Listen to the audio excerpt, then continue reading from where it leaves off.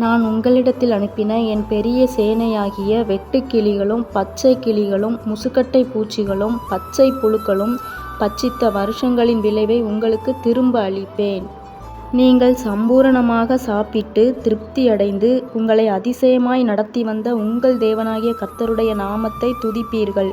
என் ஜனங்கள் ஒருபோதும் வெட்கப்பட்டுப் போவதில்லை.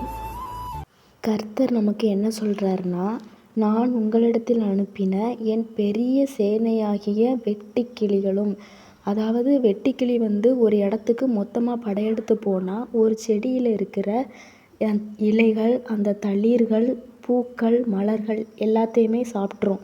அடுத்து பச்சை கிளிகளும், இந்த வெட்டுக்கிளிகள் சாப்பிட்டு போக மிச்சத்துலேருந்து ஏதாச்சும் நமக்கு பழங்கள், காய்கள், தானியங்கள் விளைஞ்சா கூட அதை பச்சை கிளிகள் சாப்பிட்டு போயிடுது. அடுத்து முசுக்கட்டை பூச்சிகளும், இந்த மிச்ச மீதியில் ஏதாவது இலைகள் அடுத்து துளிர்விட்டு வந்தாலும் முசுக்கட்டை பூச்சிகள் சாப்பிடுது. இந்த முசுக்கட்டை பூச்சிகள் இலைகளை மட்டுமே சாப்பிட்டுக்கிட்டே இருக்கும். அடுத்து பச்சை புழுக்கள், முசுக்கட்டை பூச்சிகள் சாப்பிட்டு மிச்சம் வச்சிருக்கிறதையும் இந்த பச்சை புழுக்கள் சாப்பிட்டு போயிடுது.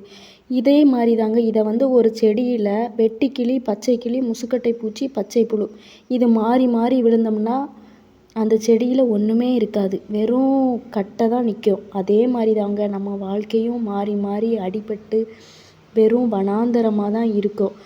தொடர்ச்சியாக நம்ம வாழ்க்கையில் வந்த ஏமாற்றங்கள், மற்றவங்க ஏமாற்றினது, கைவிடப்பட்ட நிலைமையில் இருக்கிறது, உடல் பலவீனங்கள், நம்ம மேலே மற்றவங்க போட்ட வீண் பழிகள், கடன் பிரச்சனைகள், வேலை இல்லாமல் வெட்கப்பட்டு அசிங்கப்பட்டு மற்றவங்க முன்னாடி கண்ணீரோடு நாட்களை கழித்த வருஷங்கள், வாழ்க்கையே முடிஞ்சிட்டு இனி வாழ்கிறதுக்கு வழியே இல்லை, போகிறதுக்கு பாதையே இல்லை, அப்படி திக்கற்ற நிலைமையில் இருக்கிற நம்மளை பார்த்து தாங்க கடவுள் சொல்கிறாரு, வெட்டுக்கிளிகளும் பச்சை கிளிகளும் முசுக்கட்டை பூச்சிகளும் பச்சை புழுக்களும் பட்சித்த வருஷங்களின் விளைவை உங்களுக்கு திரும்ப அளிப்பேன். வருஷங்களின் விளைவு, அப்போ நம்ம பல வருஷங்களாக கஷ்டப்பட்டு வனாந்தர வாழ்க்கை வாழ்கிற அந்த வாழ்க்கையை கர்த்தர் கண்ணோக்கி பார்த்து நம்ம மேலே இரக்கப்பட்டு, நம்ம மேலே இருந்த அந்த கோபத்தை எல்லாம் அகற்றி நம்ம மேலே இரக்கப்பட்டு நம்மளை ஆசீர்வதிக்கிறார். அந்த ஆசீர்வாதம் எப்படி இருக்கும்னா, நீங்கள் சம்பூரணமாக சாப்பிட்டு திருப்தி அடைந்து, அதாவது நம்ம வயிறு நிறைய அறுசுவை உணவை நிறையா வயிறு ஃபுல்லாக சாப்பிட்டா தான் நம்ம திருப்தி அடைவோம். அதே மாதிரி நம்ம வாழ்க்கையில் இழந்து போன, தோல்வியை கண்ட எல்லா இடத்துலையும் நம்மளை கர்த்தர் ஆசீர்வதிக்க போகிறாரு. உங்களை அதிசயமாய் நடத்தி வந்த உங்கள் தேவனாகிய கர்த்தருடைய நாமத்தை துதிப்பீர்கள். என் ஜனங்கள் ஒருபோதும் வெட்கப்பட்டு போவதில்லை. நம்மளை ஆசீர்வதிக்கிற கர்த்தருடைய நாமத்தை நம்ம துதிக்க போகிறோம் சந்தோஷமாக. மற்ற ஜனங்கள் முன்னாடி நம்மளை கர்த்தர் வெட்கப்பட்டு தலை குனிஞ்சு போக விடவே மாட்டார்.